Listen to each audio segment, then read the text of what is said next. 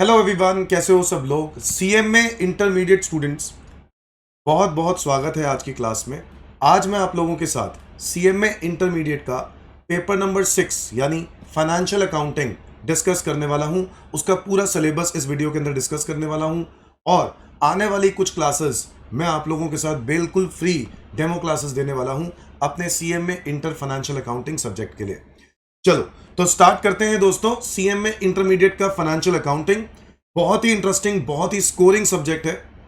और आप लोग जानते हैं, आप में से बहुत सारे बच्चे जानते हैं कि मैं इंटरमीडिएट में फाइनेंशियल अकाउंटिंग और टैक्सेशन की क्लासेस लेता हूं। तो अभी हम लोग जो बात कर रहे हैं वो बात कर रहे हैं सीएमए इंटरमीडिएट फाइनेंशियल अकाउंटिंग की, पूरे कोर्स की डिस्कशन करने की। आओ जरा देखते हैं कोर्स डिस्कशन। दोस्तों, सीएमए इंटरमीडिएट फाइनेंशियल अकाउंटिंग में जो ये 100 नंबर का पेपर है, बहुत ज़्यादा स्कोरिंग है। और इसके अंदर सबसे इंपॉर्टेंट बात यह है कि आपकी क्लास 11th के सारे टॉपिक्स कवर्ड है, ठीक है। 12th क्लास के टॉपिक्स कवर्ड है। आपने जो बात सीएमए फाउंडेशन में पढ़ी थी वो उसमें कवर्ड है। इसके अलावा भी कुछ और टॉपिक्स हैं। सिलेबस बहुत वास्ट है, बहुत वास्ट है। बट यस, नामुमकिन कुछ भी नहीं है। आसान पेपर आता है, कोई ऐसी मुश्किल नहीं आती, ठीक है। तैयारी करके जाएं अच्छे से तो इसमें 80 नंबर कहीं नहीं जाते सीएमए इंटरमीडिएट फाइनेंशियल अकाउंटिंग में। आओ दोस्तों देख लेते हैं।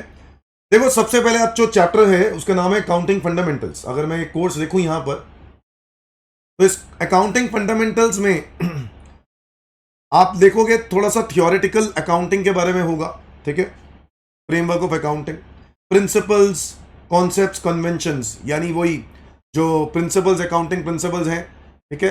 अकाउंटिंग असम्पशंस हैं, वो इसके अंदर डिस्कस किए जाएंगे। कॉन्सेप्ट डिस्कस किए जाएंगे, वही प्रूडेंस, कंजर्वेटिज्म, है ना, मटेरियलिटी, ठीक है। कॉन्सेप्ट में सब्सटेंस ओवर फॉर्म। तो ये सब बातें आप लोग जो ऑलरेडी फाउंडेशन लेवल में पढ़ चुके होंगे, मैं समझता हूं। नहीं पढ़ा तो कोई दिक्कत नहीं है, इंटरमीडिएट में मैं आप लोगों को ये सारा कंटेंट कवर कराने वाला हूं, थ्योरेटिकल भी और प्रैक्टिकल भी। इंपॉर्टेंट सारे हैं क्योंकि इस पर एमसीक्यूज आते हैं। थ्योरेटिकल पर क्या आते हैं? MCQs.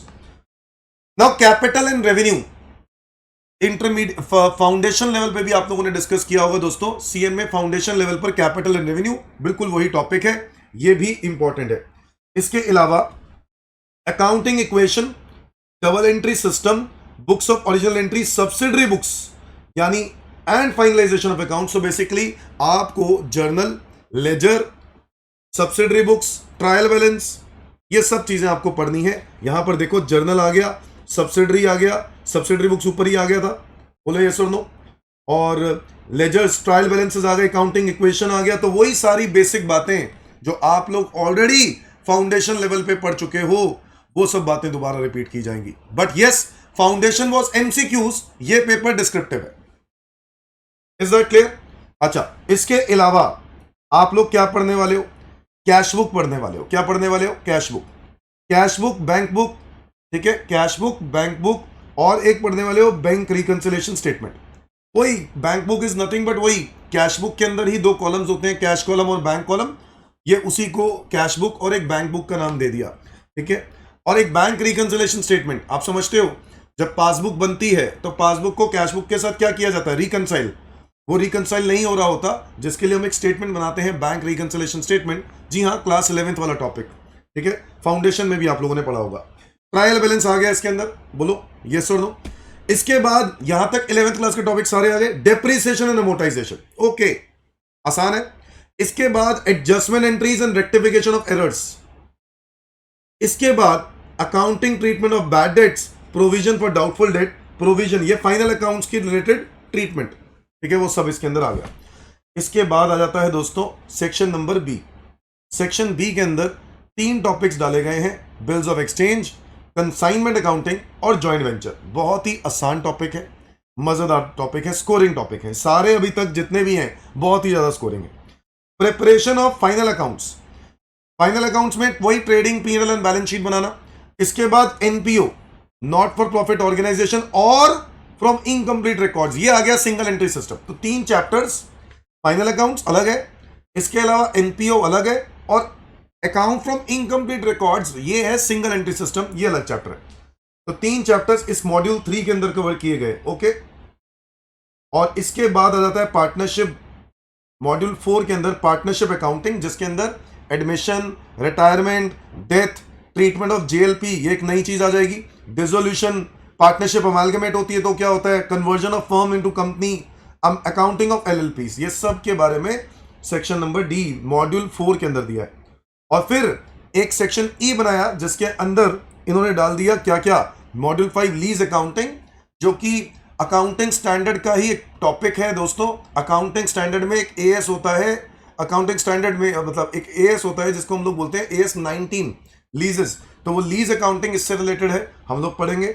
Branch and departmental accounts, ये एक नया टॉपिक हो जाएगा आप लोगों के लिए, आसान टॉपिक है, कोई दिक्कत नहीं है, ये भी बहुत सिंपल सा टॉपिक है। Insurance claim for loss of stock and loss of profit, और एक हायर परचेज। तो ये 4 आपको और चैप्टर्स इसके अंदर मिलेंगे सेक्शन नंबर ई में। इसके अलावा भी कोर्स खत्म नहीं हुआ, सेक्शन नंबर एफ में अकाउंटिंग स्टैंडर्ड्स डाल दिए, जो कि है गैप, एएस, उनकी इंट्रोडक्शन। इसके अलावा आपको कुछ एएस पढ़ के जाने हैं, जैसे कि as 1 disclosure of accounting policies, property plant and equipment as 10, effect of changes in foreign exchange rates as 11, as 12 is accounting for government grants और बोरोइंग कॉस्ट एएस 16, और एक है accounting for taxes on income as number 22। तो ये आपका पूरा का पूरा सिलेबस है, ये 6 एएस हैं जो आपको पढ़ने होंगे। इसके अलावा का कोर्स मैंने आपके साथ डिस्कस किया। Is that clear everyone? मैं समझता हूं जितने भी चैप्टर्स हैं इसके अंदर अगर आप लोग वो नए चैप्टर्स हटा दो, ठीक है, नए चैप्टर्स कौन से हैं? नए चैप्टर्स अगर मैं बात करूं तो वो है, एक तो सिंगल एंट्री सिस्टम जो आपके फाउंडेशन में नहीं था, इसके अलावा पार्टनरशिप क्लास 12th में किया हुआ है तो वो भी आपके लिए पुराना, इसके अलावा लीज अकाउंटिंग वगैरह ये टॉपिक आपके लिए नए हैं, branch, insurance claim, hire purchase, और ये एएस आपके लिए नए हैं। तो चैप्टर्स कुछ नए हैं कुछ पुराने हैं।